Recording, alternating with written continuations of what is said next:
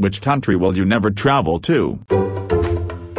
There's a couple that are not at all popular destinations anyway, like Haiti and North Korea, but Dubai is the one I'd avoid most. It's marketed as a hip and modern place to shop or relax, but it's built largely by slave labor, and if you're not a citizen and run into any kind of problems requiring the police, you can count on getting zero help. My sister was thinking about going there to work for a couple of years a while back, and I pointed out the case of the teenage French boy who had been abducted and raped repeatedly. Despite being able to identify his attackers, the police did nothing, and did not bother to notify the family that one of his rapists had AIDS. I'm grateful that she listened to me and did not go.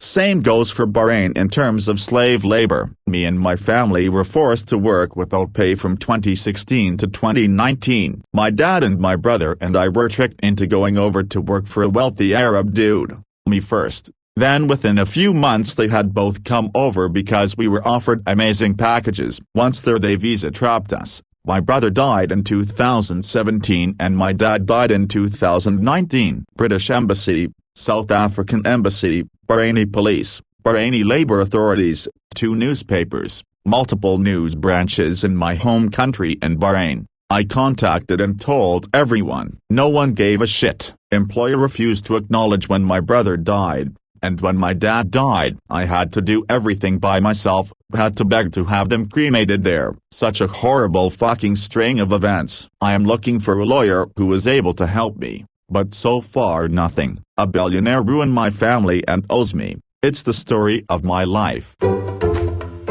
It's incredibly sad to know that North Korea is legitimately thought of as the nuttiest and craziest country on the planet. I have family originally from there, and so it's heartbreaking to think of that place that is the butt of jokes and practically a meme as a source of true sorrow and heartache for a lot of my family. My father-in-law, for one, was born there before he and his immediate family were forced to escape to the south, leaving behind many of his extended family members. He wants so badly to visit his hometown and to possibly track down his cousins whom he hasn't seen in decades, but he knows that he'll just die without ever setting foot on his native land ever again. It's incredibly sad and heartbreaking. We went there with my wife. We went in Hurghada, which was an amazing place for holidays. A sea-like paradise, luxury hotels and such. But to be honest, this place was a fortress for tourists. Overall, we won't go back to Egypt. Cairo was crap. We visited the pyramids. Street vendors were very aggressive. My wife and me are Arabic, so we managed to get them away by being very firm towards them, but they were a plague everywhere we went. We also felt the oppressive regime. It's hard to explain. I felt there were some topics there that you wouldn't talk about. Soldiers everywhere, helicopters and all. People drive like morons, stuck against each other. They will honk constantly, for no reason, even when the road is clear. I would recommend Morocco instead.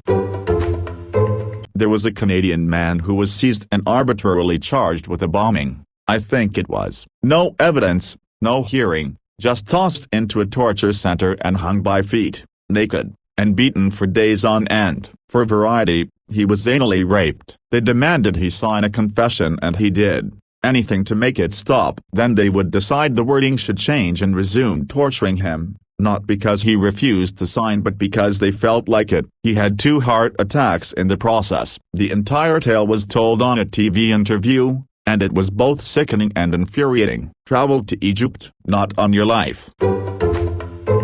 Oh God. One of my friends has a sister that had some big trip planned in Egypt. She'd been saving and planning for years. Her and a couple of her friends were going. The thing is, this trip of theirs just so happened to coincide with the Arab Spring uprising. I heard his conversation with her when she told him she was going, and she had no fucking idea what the Arab Spring even was, or that Egypt was the latest hotbed. Her friends all dropped out, but she was stubborn and went by herself. Luckily nothing happened to her, but she basically couldn't leave her hotel the whole time. Lesson learned: when you go to a foreign country, try to at least learn the first fucking thing about them before you go.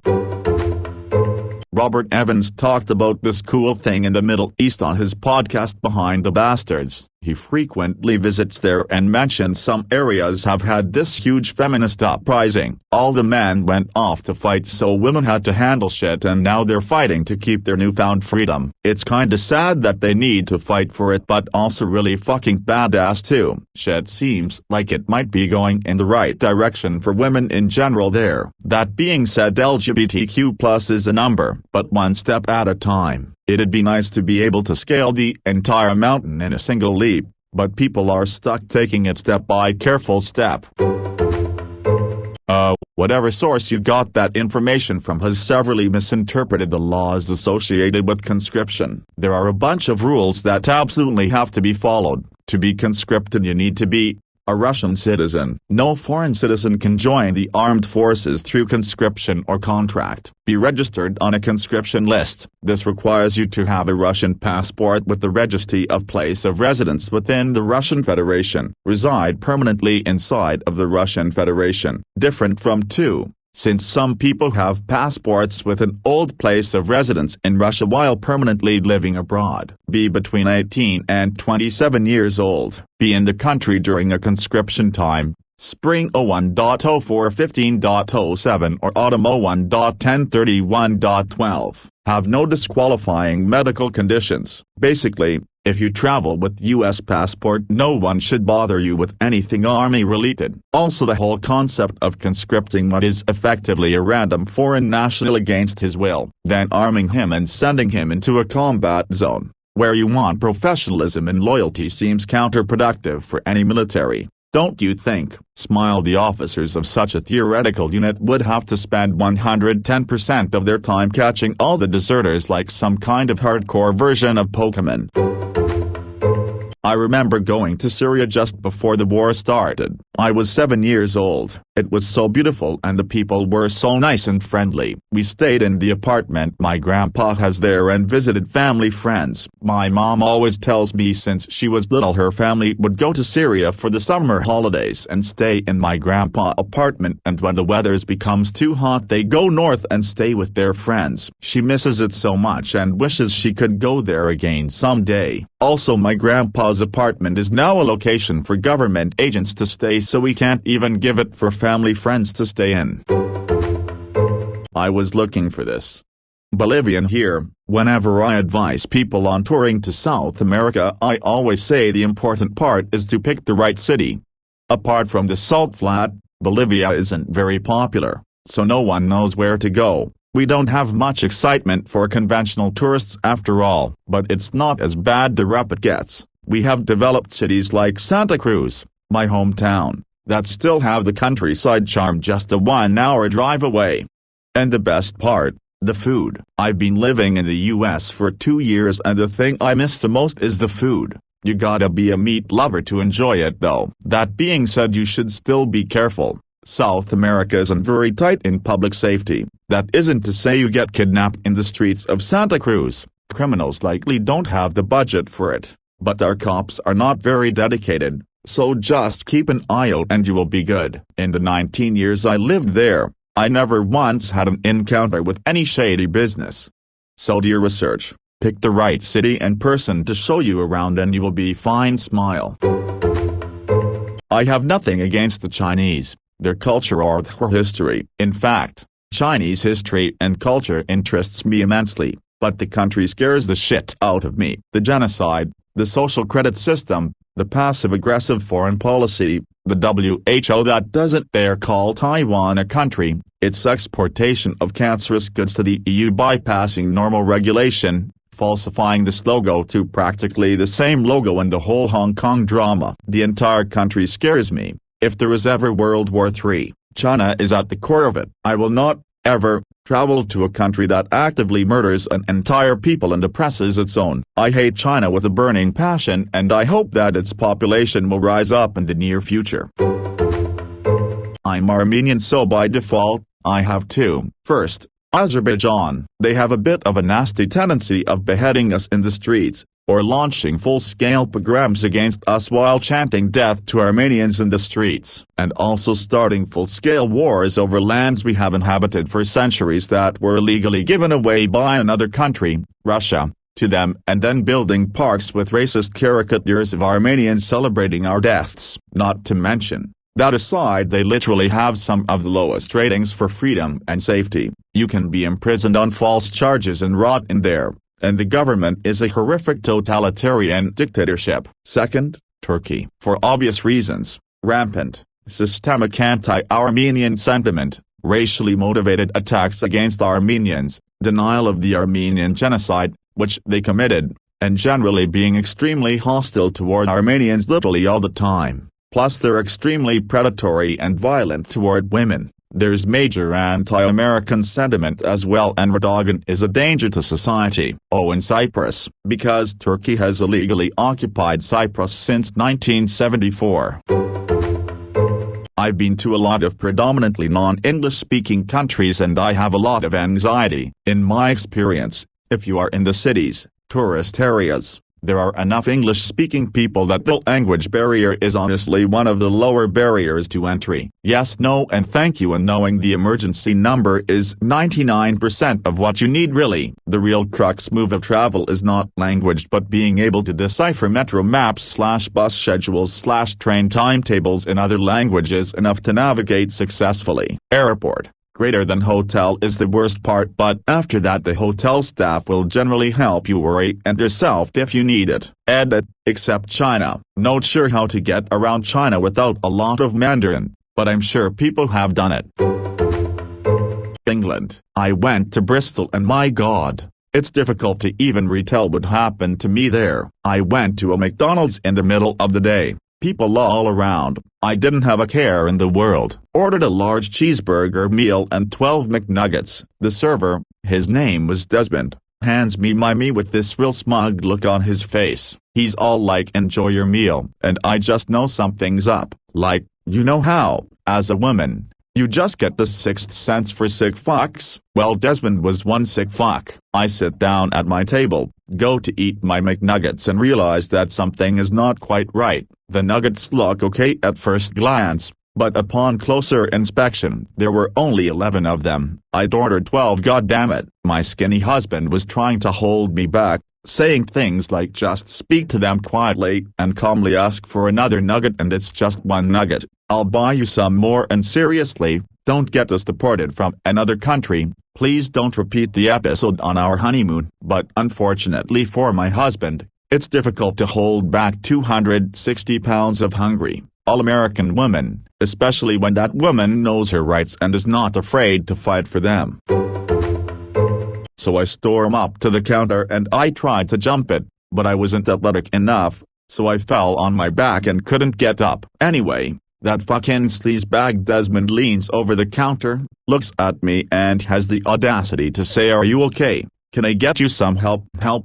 Question mark. Fucking help. You could have given me my correct order of McNuggets is what you could have fucking given me, Desmond. My hubby helps me up and I come up with a genius plan. I stop swearing, catch my breath and calmly order a large Coke. Desmond pours my cum, hands it to me with that stupid, bewildered, kinda scared look on his face and blammo. I throw the Coke all over his goddamn stupid face. "Give me my fucking nuggets, Desmond," I scream. Anyway, my husband and the manager intervened when I tried to tackle Desmond, and then the British police have me a warning and ask me to stop tackling people. So yeah, I'll never go back to England again, and I suggest that none of you do either. TLDR, fuck Bristol, fuck England and fuck Desmond.